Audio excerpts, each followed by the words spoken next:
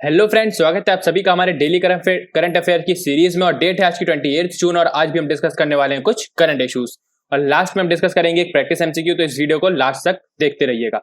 चलिए हम सबसे पहले डिस्कस करते हैं जो हमने कल एक क्वेश्चन दिया था उसका हम आंसर आज डिस्कस करते हैं। तो देखिए उसका आंसर है ए यानी कि 1 और 2। ये इसका आंसर जो था वो करेक्ट है, मतलब फर्स्ट और सेकंड स्टेटमेंट सही थे। तो देखिए इसका एक्सप्लेनेशन देख लेते हैं हम। तो देखिए सबसे पहले ये एक कॉन्स्टिट्यूशनल बॉडी है और कौन से आर्टिकल में दी हुई है, तो ये 280 आर्टिकल में दी गई है। क्या चीज है ये? फाइनेंस कमीशन के बारे में यहाँ बात हो रही है। और इसको जो बनाता है वो कौन बनाता है? तो इसे प्रेसिडेंट कॉन्स्टिट्यूट करते हैं 5 साल के लिए। हर 5 साल में ये प्रेसिडेंट कॉन्स्टिट्यूट करते हैं फाइनेंस कमीशन को। और जो हमारा तीसरा स्टेटमेंट था ये गलत क्यों है? क्योंकि जो एनके सिंह है वो चेयरमैन है 15th फाइनेंस कमीशन के, इसलिए ये स्टेटमेंट हमारा गलत हो जाता है। तो इसका करेक्ट आंसर था ए 1 और 2। आई होप आप सभी को बन गया होगा। तो चलिए अब हम शुरुआत करते हैं न्यूज से। तो देखिए सबसे पहली न्यूज है हमारे पास UN 75 डिक्लेरेशन डिलेड। तो जो यूएन की जो 75th एनिवर्सरी का जो डिक्लेरेशन था वो डिले हो गया है। क्यों हो गया है? तो उसका उन सभी का हम रीजंस देखेंगे। तो चलिए सबसे पहले हम देखते हैं कि न्यूज क्या थी। तो जो 75th एनिवर्सरी है अभी यूएन की, यूएन चार्टर जो साइन हुआ था वो हुआ था 1945 में, जिसकी 2020 में क्या है 75th एनिवर्सरी है। तो इसी के लिए एक डिक्लेरेशन लाया गया था। तो उसे किस किस कंट्रीज ने रिजेक्ट किया है? तो देखिए उस पे यूएस, ये 5 आइज कंट्रीज हैं जिनका नाम है यूएस, यूके, ऑस्ट्रेलिया, न्यूजीलैंड और कनाडा। ये 5 आइज कंट्रीज हैं। इन्होंने रिजेक्ट किया है या इन्होंने इस जो डिक्लेरेशन है उसको ऑब्जेक्ट किया है और उसमें इंडिया भी शामिल है। इंडिया ने भी इसे ऑब्जेक्ट किया है। 5 आइज में इंडिया शामिल नहीं है, बट जो ऑब्जेक्शंस उठाए हैं जिन कंट्रीज ने उसमें इंडिया भी शामिल है। तो चलिए हम देखते हैं कि क्या था 5 आइज कंट्रीज के बारे में पहले देख लेते हैं, फिर हम देखेंगे कि क्यों डिलेड हुआ या फिर इन कंट्रीज ने क्यों ऑब्जेक्शंस उठाए थे। तो देखिए सबसे पहले 5 आइज कंट्रीज की बात करें तो ये क्या है? ये एक इंटेलिजेंस अलायंस है जिसमें ऑस्ट्रेलिया, कनाडा, न्यूजीलैंड, यूके और यूएसए आती हैं। तो ये बना कब था? तो ये 1946 में यूके यूएसए एग्रीमेंट के थ्रू बना था। इस ट्रीटी में क्या हुआ था? तो इस ट्रीटी में जो यूके है और यूएस है वो दोनों अपनी जो फॉरेन कंट्रीज की जो इंटेलिजेंसेस हैं उनको शेयर करते थे या एक्सचेंज करते थे। तो इसी के बाद फिर से क्या हुआ 1948 में इसी अलायंस में, इन दोनों के अलायंस में, यूके और यूएस के अलायंस में कनाडा ने ज्वाइन किया। कनाडा भी अब अपनी इंटेलिजेंस जो फॉरेन कंट्रीज हैं उनके जो इंटेलिजेंसेस हैं उसको शेयर करने लग गया आपस में। फिर उसके बाद ऑस्ट्रेलिया और न्यूजीलैंड 1956 में ये जुड़े। इसी के बाद से इसका नाम क्या हो गया? 5 आइज। तो ये 5 आइज जो है वो क्या है? एक इंटेलिजेंस अलायंस है, ये आपको याद रखना है। चलिए अब हम देखते हैं कि रीजन क्या था कि जो डिक्लेरेशन डिले हुआ है उसका रीजन क्या था। तो देखिए मेन रीजन था कि इसमें एक फ्रेज यूज हुआ था जिसका जो फ्रेज क्या है? Shared vision of a common future. इस डिक्लेरेशन में ये फ्रेज यूज हुआ था। तो जो कंट्रीज है, जो 5 आइज कंट्रीज और जो इंडिया है, उन्होंने ऑब्जेक्शन इसलिए उठाया क्योंकि ये जो फ्रेज है वो बहुत ज्यादा रिलेट करता है जो चाइनीज कम्युनिस्ट पार्टी है उसके फ्रेज से, community with a shared future for Mankind. ये उनका कंट्री के लिए है, countries vision for the world है चाइना का। तो इसीलिए इसमें ऑब्जेक्शन उठाया गया है। तो जो ऑब्जेक्शन उठाई है कंट्रीज, उन्होंने क्या सजेशन दिया है? तो उन्होंने ये सजेशन दिया है कि इस फ्रेज को चेंज करके क्या कर देना चाहिए? तो इसको ये कर देना चाहिए, we will work together with partners to strengthen coordination and global governance for the common good of present and future generations and to realize our shared vision for a better future as envisaged in the preamble of the charter। तो ये उन्होंने suggest किया है, जो objection जिन countries ने उठाया उन्होंने ये सजेस्ट किया है कि ये फ्रेज होना चाहिए। मतलब वही है बट इसको यूएन के हिसाब से उसको मॉडिफाई कर दिया गया है। क्यों? क्योंकि ये जो बोला गया था, जो ये जो फ्रेज था जो डिक्लेरेशन में यूज किया गया था वो चाइनीज कम्युनिस्ट पार्टी का भी एक फ्रेज है या कंट्री का जो विजन है चाइनीज कम्युनिस्ट पार्टी के द्वारा वो उसी से रिलेट होता है। तो ये था रीजन जो ऑब्जेक्शन रहा है उसका। चलिए अब हम देख लेते हैं यूएन चार्टर के बारे में। तो यूएन चार्टर साइन हुआ था, अभी मैंने आपको बताया 1945 में। तो ये 26 जून को साइन हुआ था 1945 में सैन फ्रांसिस्को में, जिसी के बाद से क्या हुआ था? यूनाइटेड नेशन बना था। तो यूनाइटेड नेशन की ट्रीटी थी यही यूएन यानी कि यूनाइटेड नेशन चार्टर। तो ये साइन हुआ था 1945 में और अब इसको 2020 में 75 ईयर्स हो गए हैं। तो इससे बहुत ज़्यादा चांसेस हैं कि यूपीएससी में प्री में इस बार क्वेश्चन बनेगा, क्योंकि यूपीएससी ज़्यादातर क्वेश्चन जैसे किसी इवेंट को 100 ईयर्स हुए हों या 50 ईयर्स हुए हों या 75 ईयर्स हुए हों या 125 ईयर्स हुए हो, ऐसे जो टॉपिक्स है वो यूपीएससी के लिए बहुत ज़्यादा इंपॉर्टेंट टॉपिक्स हैं। तो इसलिए आप इसको हमेशा याद रखिएगा। जो 2020 में क्वेश्चन इससे आ सकता है तो आप यूएन पूरा की पूरा पढ़ के जाइएगा। देखते हैं हम इसका ऑब्जेक्टिव क्या था जब उस टाइम जो ट्रीटी साइन हुई थी या जो चार्टर साइन हुआ था उसका ऑब्जेक्टिव क्या था। तो उसका ऑब्जेक्टिव था, देखिए अब ये साइन हुआ था 1945 में, उसी टाइम वर्ल्ड वॉर 2 एंड हुआ था, और ये साइन इसलिए किया गया था ताकि अगला वर्ल्ड वॉर यानी वर्ल्ड वॉर 3 की नौबत ना आए, क्योंकि बहुत ज्यादा नुकसान हुआ था उस वार के कारण। तो इसलिए ये यूएन चार्टर साइन किया गया था और यूनाइटेड नेशंस को बनाया गया था अगला वर्ल्ड वॉर प्रिवेंट करने के लिए। और क्या था, तो देखिए और था, charter calls for the organization to maintain internal peace and security, promote social progress and better standards of life और स्ट्रेंथन इंटरनेशनल लॉ और प्रोमोट ह्यूमन राइट्स। तो इन सभी का रीजंस के कारण यूनाइटेड नेशंस बनाया गया था, या उस टाइम पे ये ऑब्जेक्टिव्स थे यूनाइटेड नेशंस के। तो देखिए, और जो चार्टर था, यूएन चार्टर जो था, उसके जितने भी आर्टिकल्स थे वो सभी लीगली बाइंडिंग थे।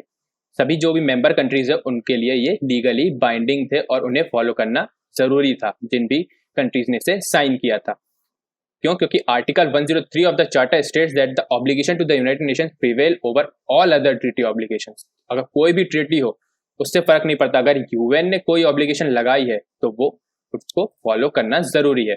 तो ये था यूनाइटेड नेशंस के बारे में। तो चलिए अब हम अगला देखते हैं। अगली न्यूज है हमारे पास, ASEAN states warn of US China sea tension. तो देखिए, जो आसियान स्टेट्स हैं उन्होंने वार्न किया है यूएस को कि चाइना की जो बुलिंग बिहेवियर है या जो एक्टिविटीज है वो साउथ चाइना सी में बहुत ज्यादा बढ़ रही है। क्यों हो रही है? तो देखिए, अभी हाल ही में क्या हुआ है, जो एक्सक्लूसिव इकोनॉमिक जोन्स है वहाँ साउथ चाइना सी की जो कंट्रीज है, देखिए आप, ये बॉर्डरिंग कंट्रीज है, वियतनाम हो गई, फिलीपींस हो गई, या फिर इंडोनेशिया हो गई, मलेशिया हो गई, ये सभी जो है, ब्रूनेई हो गई। तो ये सभी कंट्रीज क्या है, ये बाउंड्री है साउथ चाइना सी की, ये जो बाउंड्री है वो इन सभी कंट्रीज से लगती है। तो इन सभी कंट्रीज का क्लेम है इस पर, इन सभी का एक्सक्लूसिव इकोनॉमिक जोन भी आता है। एक्सक्लूसिव इकोनॉमिक जोन क्या है? देखिए, जो इंटरनेशनल वाटर्स है उसका उतना हिस्सा एक्सक्लूसिव जोन कहलाता है, एक्सक्लूसिव इकोनॉमिक जोन कहलाता है, जहां पर जो कंट्री है उसको राइट होता है फिशिंग करने का, या वहां पे जो भी मिनरल है जैसे नेचुरल गैस है तो उसको एक्सट्रैक्ट करने का। तो वो होता है एक्सक्लूसिव इकोनॉमिक जोन। तो चाइना क्या कर रहा है, इन सभी जो एक्सक्लूसिव इकोनॉमिक जोन है अदर कंट्रीज के, तो वहां पर ये जा रहा है या वहां पर अपना प्रेजेंस कर रहा है या फिर बुलिंग बिहेवियर दिखा रहा है। तो देखिए, हाल ही में क्या हुआ है, तो अप्रैल में बीजिंग यानी कि चाइना ने डिक्लेयर किया है creation of new administrative district. तो वहां के 2 आइलैंड जिनमें क्लेम बता रही है फिलीपींस और वियतनाम का क्लेम है, जिन 2 आइलैंड में, उसमें जो चाइना है उसने एडमिनिस्ट्रेटिव डिस्ट्रिक्ट बनाने का फैसला लिया है। तो ये क्या है, ये इनकी सोवरेनिटी को खिलाफ है, या फिर जो इनका क्लेम है वहां पर चाइना अपना डिस्ट्रिक्ट बनाना चाह रहा है। तो इसलिए यहाँ पे टेंशन बढ़ते जा रही है साउथ चाइना सी में। और दूसरी चीज क्या है, तो देखिए अप्रैल में ही एक और घटना हुई थी कि जो वियतनाम की एक फिशिंग बोट थी उसे भी डुबा दिया गया था चाइनीज मैरीटाइम सर्विलियंस वेसल के द्वारा इसी साउथ चाइना सी में। और जो फिशिंग बोट थी वो कहां पर थी, तो वो वियतनाम के एक्सक्लूसिव इकोनॉमिक जोन के अंदर थी। तो चाइना का वेसल वहां तक पहुंच गया था, इसलिए चाइना का प्रेजेंस है वो साउथ चाइना सी में बहुत ज्यादा बढ़ रहा है। उसी के कंसर्न को लेकर जो आसियान नेशन है उन्होंने यूएस को वार्निंग दी है कि चाइना का कुछ करना पड़ेगा। तो देखिए अगला क्या है, तो हम इसके बारे में देख लेते, तो इस डिस्प्यूट के बारे में हम देखते हैं। तो जो मेन डिस्प्यूट है वो क्या है, ओशियन एरिया जो भी है, ये जो साउथ चाइना सी का एरिया है, इस पूरे का डिस्प्यूट है। तो मेनली 2 आइलैंड ग्रुप्स हैं यहाँ पर, पेरसल और स्प्रेटली आइलैंड्स। तो ये जो 2 आइलैंड ग्रुप्स हैं इनका ही मेनली डिस्प्यूट है। तो देखिए, जो वियतनाम है, आप देख सकते हैं क्लेम्स, अब हम देख लेते हैं एक बार सभी कंट्रीज के। तो देखिए चाइना क्या क्लेम करता है साउथ चाइना सी के ऊपर, तो चाइना, ये 9 डैश लाइन आपको दिख रही होगी रेड कलर से, चाइना बोलता है कि इस पूरी जो 9 डैश लाइन है उस पूरा का एरिया क्या है, वो चाइना का क्लेम है, मतलब चाइना इस पे कंट्रोल करता है, चाइना का ये मानना है। और वियतनाम का क्लेम क्या है, तो वियतनाम ये बोलता है कि 17th सेंचुरी से जो पार्सल और स्प्रेटलीज है, ये जो आइलैंड ग्रुप्स हैं, इन पर जो राज है वो वियतनाम का हुआ करता था 17th सेंचुरी से 1940 तक, जब चाइना ने बाद में हथिया लिया। तो इसलिए वियतनाम क्या क्लेम करता है कि ये जो पार्सल और स्प्रेटली आइलैंड्स है वो हमारा ही एक हिस्सा है। अगला हम देखते हैं, तो अगला फिलीपींस के बारे में। तो फिलीपींस क्या क्लेम करते हैं, तो देखिए फिलीपींस के यहाँ पर एक आइलैंड है जिसका नाम है स्कारबोरो शोअल। ये एक आइलैंड है जहां पे चाइना में इसका नाम क्या है, हुआंगेन आइलैंड। तो इस आइलैंड को लेकर क्लेम है फिलीपींस का और चाइना दोनों का है। और ये आइलैंड की लोकेशन ऐसी है, देखिए आप, यहाँ कहीं है, मतलब फिलीपींस से सिर्फ 100 माइल्स दूर है और चाइना से 500 माइल्स दूर है। तब भी चाइना इस पर अपनी क्लेम बता रहा है, बल्कि ये है फिलीपींस की क्लेम है यहाँ पर। तो इसीलिए ये फिलीपींस के साथ इशू है चाइना का। साउथ चाइना सी में और वियतनाम के साथ अलग है, और चाइना खुद क्लेम बहुत ज़्यादा बड़ी टेरिटरी कर रहा है। और अगला है मलेशिया और ब्रूनोई। तो ये क्या क्लेम कर रहे हैं, तो देखिए इसमें ये देखिए आप ले claim to territory in South China Sea that they say falls within their economic exclusion zone as defined by UNCLOS। जो UNCLOS है उसी के थ्रू एक्सक्लूसिव जो इकोनॉमिक एक्सक्लूसिव जोन्स बनाई गई थी साउथ चाइना सी में। तो देखिए आप मलेशिया की देख लीजिए पोजीशन, और ये ब्रूनई है। तो इनका जो एक्सक्लूसिव इकोनॉमिक जोन है, इनका ये कहना है कि चाइना हमारे एक्सक्लूसिव इकोनॉमिक जोन में ट्रेसपास कर रहा है, या फिर उस पर भी अपना क्लेम बता रहा है, जो भी आइलैंड्स इस एक्सक्लूसिव इकोनॉमिक जोन में है इनके। तो ये था पूरा इन सभी का क्लेम, चाइना, वियतनाम, फिलीपींस और मलेशिया एंड ब्रूनई। तो इन सभी कंट्रीज के बीच में साउथ चाइना सी को लेकर टेंशंस चलती रहती हैं। तो ये था डिस्प्यूट साउथ चाइना सी का। चलिए हम अगली न्यूज देखते हैं। तो अगली न्यूज है हमारे पास 36 association of south east Asian nation ASEAN summit. तो 36 समिट हाल ही में अभी हुआ है, वर्चुअल समिट था ये, और इसकी चेयरमैनशिप किया था वियतनाम ने। और इसकी थीम क्या थी, तो इसकी थीम थी कोहेसिव एंड रिस्पॉन्सिव आसियान। चलिए अब हम देख लेते हैं कि इस समिट में कुछ कुछ इंपॉर्टेंट इश्यूज डिस्कस हुए। तो देखते हैं हम सबसे पहले क्या डिस्कस हुआ। तो देखिए इस समिट में ये कहा गया था कि हम एस्टेब्लिश करने वाले जो आसियान नेशन है वो एस्टेब्लिश करेंगे आसियान कोविड-19 रिस्पॉन्स फंड। जो किस लिए होगा, तो जो मेडिकल सप्लाईज देने के लिए होगा, जब किसी भी नेशन को इस पेंडेमिक या एपिडेमिक के कारण कोई भी अर्जेंट नीड होती है मेडिकल सप्लाईज की, तो ये रिस्पॉन्स फंड के थ्रू दिया जाएगा। अगला क्या हुआ, अगली बात हुई थी, तो आसियान रीजन्स इकोनॉमी जो है वो एक्सपेक्ट है कि वो कॉन्ट्रैक्ट होगी, और ये 22 साल में पहली बार ऐसा होगा कि जो आसियान रीजन है उसकी इकोनॉमी कॉन्ट्रैक्ट होने वाली है, मतलब कम होने वाली है। नहीं तो हमेशा से हर साल इकोनॉमी बढ़ती है आसियान रीजन की, बट 22 साल बाद पहली बार ये कॉन्ट्रैक्ट होगी। अगला क्या था, तो देखिए अगला है summit noted concerns over land reclamation and recent development in the south China sea. तो जो साउथ चाइना सी का जो टेंशन अभी हमने डिस्कस किया वो भी इस समिट में डिस्कस किया गया था, जिसके कारण जो चाइना के जो भी रीसेंट डेवलपमेंट्स है और रिक्लेमेशंस हैं वो डिस्कस किए गए थे। और दूसरा क्या और आखिरी क्या डिस्कस किया गया था, तो देखिए summit has also called on parties to refrain from escalating tensions and abide by responsibilities under international law. तो जो समिट है उसने क्या किया था, जो उसने पार्टीज को ये बोला था, जो भी मेंबर कंट्रीज हैं उनको ये बोला था कि जो टेंशंस जो बढ़ रहे हैं अपने आपस के बीच में, मतलब जो आसियान कंट्रीज है उनके बीच में जो भी टेंशंस बढ़ रहे हैं या बाउंड्री डिस्प्यूट्स बढ़ रहे हैं, उन सभी को उन्हें कम करना पड़ेगा इस पेंडेमिक के टाइम पर, और जो इंटरनेशनल लॉज है उनसे हमेशा जुड़े रहें, उनको हमेशा फॉलो करें। तो ये कुछ इश्यूज डिस्कस हुए थे, तो ये आप ध्यान रखिएगा। अगला हम देखते हैं आसियान के बारे में। तो देखिए आसियान एक रीजनल ग्रुप है जो कि बनाया गया था इकोनॉमी, पॉलिटिकल और सिक्योरिटी कोऑपरेशन को बढ़ाने के लिए उस रीजन में। आसियान का जो रीजन था वो देखिए सबसे पहले ये आप देख लीजिए कि आसियान एस्टेब्लिश कब हुआ, तो 1967 में एस्टेब्लिश हुआ था बैंकॉक में, थाईलैंड में। और ये किसके द्वारा हुआ था, तो ये बैंकॉक डिक्लेरेशन के द्वारा इसे एस्टेब्लिश किया गया था। और इसके फाउंडिंग जो मेंबर है वो कौन कौन से थे, तो इंडोनेशिया, मलेशिया, फिलीपींस, सिंगापुर और थाईलैंड, इन 5 नेशन ने मिलकर ये आसियान ग्रुप बनाया था। फिर उसके बाद इसमें 5 और कंट्रीज ऐड हुई। तो देखिए आप टोटल 10 कंट्रीज है इसमें, Brunei, Cambodia, Indonesia, Laos, Malaysia, Myanmar, the Philippines, Singapore, Thailand और वियतनाम। तो ये सभी क्या है, साउथ ईस्ट एशियन कंट्रीज हैं, और ये सभी इसी रीजन को प्रमोट करने के लिए, इस रीजन में इकोनॉमी को या पॉलिटी को या फिर सिक्योरिटी को, ये ऑर्गेनाइजेशन या ये ग्रुप बनाया गया था आसियान। इंडिया इसका मेंबर नहीं है, ना चाइना है, इसमें सिर्फ साउथ ईस्ट एशियन कंट्रीज हैं, ये आपको याद रखना है। और जो इसकी चेयरमैनशिप है वो हर साल बदलती रहती है, हर साल रोटेट होती है।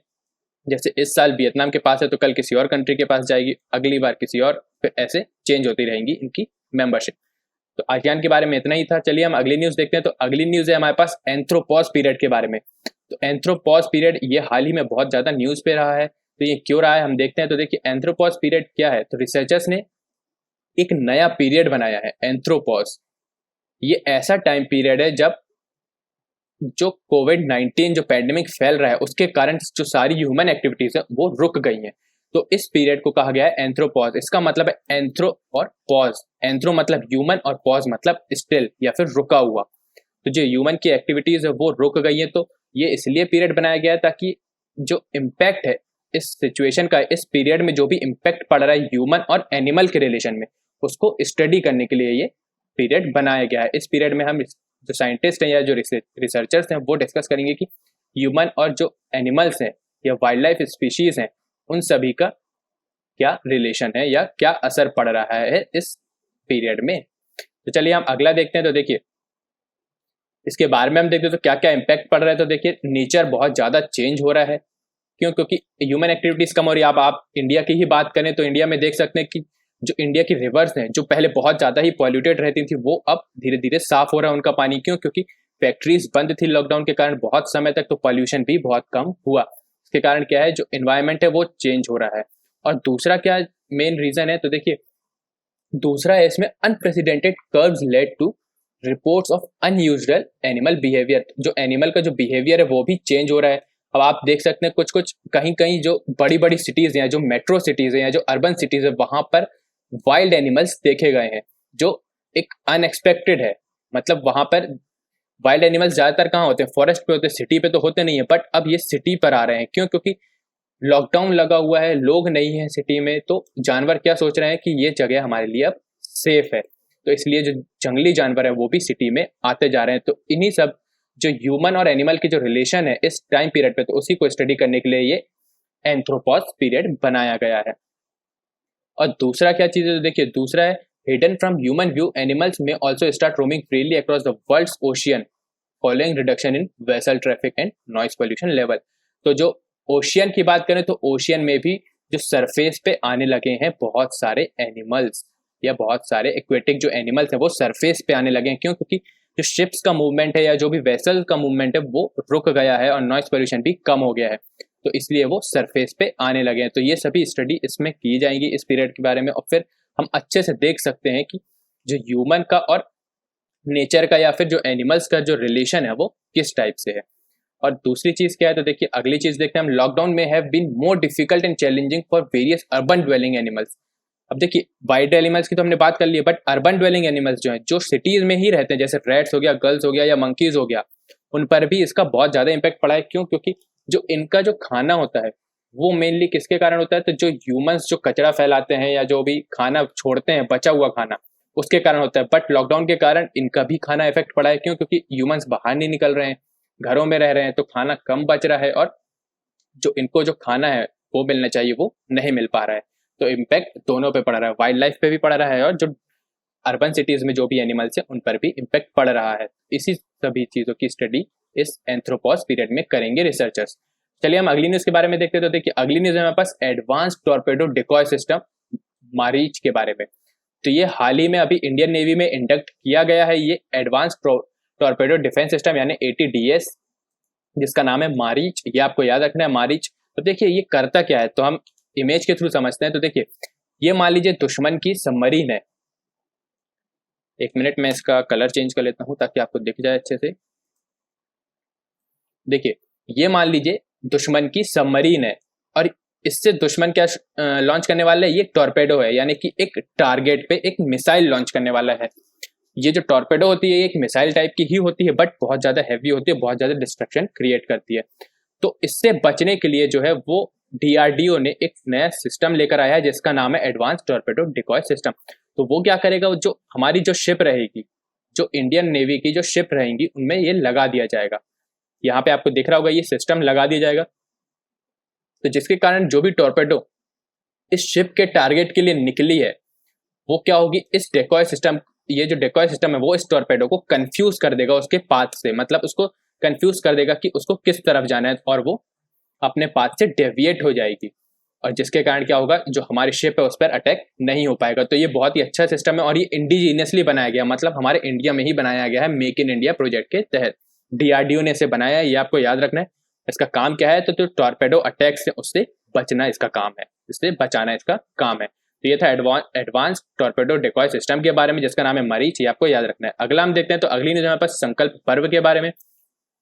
तो जो हमारे प्राइम मिनिस्टर हैं उन्होंने अभी हाल ही में संकल्प पर्व नाम से एक कैंपेन शुरू किया है जो कि 2 हफ्ते तक चलेगा और इसमें बहुत सारे ट्रीज का प्लांटेशन भी किया जाएगा। और ये प्लांटेशन कहाँ किया जाएगा, तो देखिए सब ऑर्डिनेट ऑफिसेस, इंस्टीट्यूशन एफिलिएटेड और मिनिस्ट्रीज या एकेडमीज में, ये सब इनके कैंपसेस में ये जो प्लांटेशन है, ट्री प्लांटेशन है, वो किया जाएगा 28 जून से 12 जुलाई तक, 2 हफ्ते तक ये चलने वाला है। और इसमें कौन कौन से प्लांट्स लगाए जाएंगे, तो बरगद, आंवला, पीपल, अशोक एंड बेल, तो ये सभी पेड़ इसमें लगाए जाएंगे। और ये सभी इसलिए लगाए जाएंगे क्योंकि ये जो 5 ट्रीज हैं वो किस लिए है, हमारे कंट्री के जो हर्बल हेरिटेज है उसको रिप्रेजेंट करते हैं ये 5 ट्री, बरगद, आंवला, पीपल, अशोक और बेल। इसलिए ये कैंपेन शुरू किया है संकल्प पर्व। तो ये बहुत ही अच्छा कैंपेन है एफॉरेस्टेशन के लिए और ट्री प्लांटेशन के लिए। तो आज की न्यूज़ हमारी यहीं तक थी। अब हम एक क्वेश्चन देख लेते हैं। जैसा कि मैंने आपको पहले ही बोला है, हम आखिरी में एक क्वेश्चन देखा करेंगे, प्रैक्टिस एमसीक्यू। तो आज का क्वेश्चन है, देखिए, आसियान और उसके 36 समिट से रिलेटेड इसमें कुछ स्टेटमेंट्स है, आपको इनमें से सही बताना है। देखिए, पहला स्टेटमेंट है आपके पास, it was established in 1967 in Bangkok, Thailand. दूसरा स्टेटमेंट है, the theme for the 36 summit was cohesive and responsive ASEAN. और थर्ड है आपका, India and China are its founding member. तो ये 3 स्टेटमेंट्स है, इनमें से आपको सही बताना है। आप ये जो 4 ऑप्शन इनमें से एक सिलेक्ट कर सकते हैं। तो इसका आंसर आप हमें कमेंट सेक्शन में जरूर बताइएगा। और अगर आपको इसका आंसर कल के वीडियो से पहले जानना है तो आप हमें इनमें से किसी भी प्लेटफॉर्म में फॉलो कर सकते हैं। तो गाइस, आज का लेक्चर यहीं तक था। आई होप आप सभी को पसंद आया होगा। अगर आपको ये पसंद आया है तो प्लीज लाइक कीजिएगा और अपने दोस्तों के साथ शेयर भी कीजिएगा। और अगर आपने चैनल सब्सक्राइब नहीं किया तो जाके सब्सक्राइब कर लीजिए और बेल आइकन जरूर दबाइएगा, ताकि आपको हमारे सारे नोटिफिकेशंस मिलते रहें। और कोई भी सजेशन या कोई भी क्वेरी हो, कोई भी डाउट हो हमारे इस लेक्चर से रिगार्डिंग या हमारे कोर्स से, कोई भी कोर्स से रिगार्डिंग, तो आप हमें कमेंट सेक्शन में बता सकते हो। इस जो क्वेश्चन जो हमने अभी पूछा उसका आंसर आप हमें कमेंट सेक्शन में जरूर बताइएगा। और अगर आपको इस लेक्चर की पीडीएफ चाहिए तो वो आपको हमारे टेलीग्राम चैनल जीएस पे मिल जाएगी, आप उसे जाकर ज्वाइन कर सकते हैं। उसकी लिंक डिस्क्रिप्शन बॉक्स में गिवन है। Thank you guys, thank you very much.